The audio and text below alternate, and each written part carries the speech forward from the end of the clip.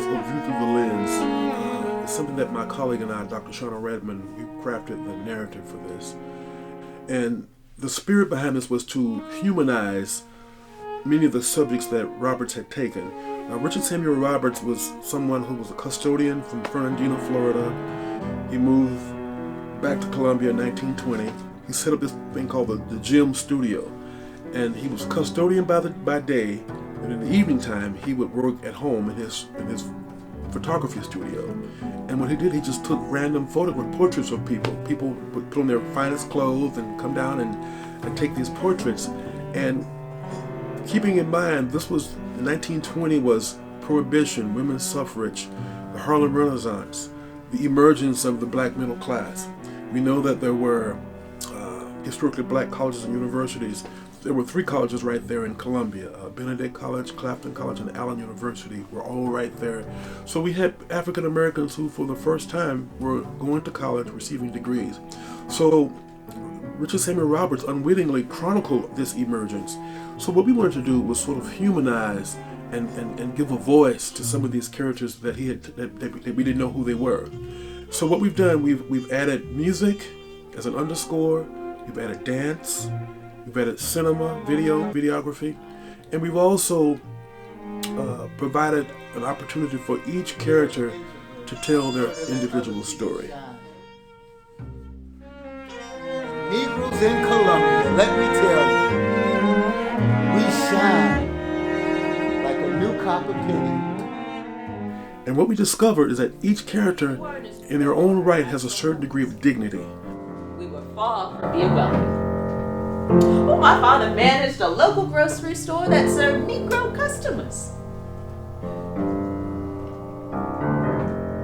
My mother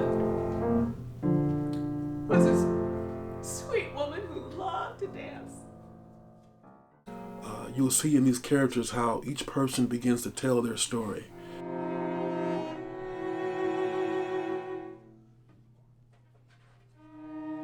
Big city was supposed to give me new opportunities, but instead I found myself doing the same jobs that my father and his father did.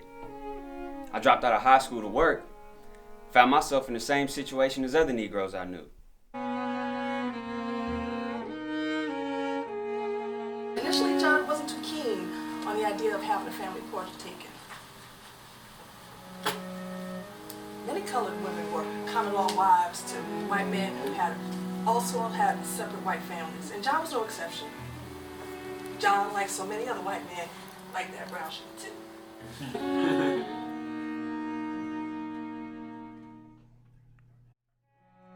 Blues just playing on the controller.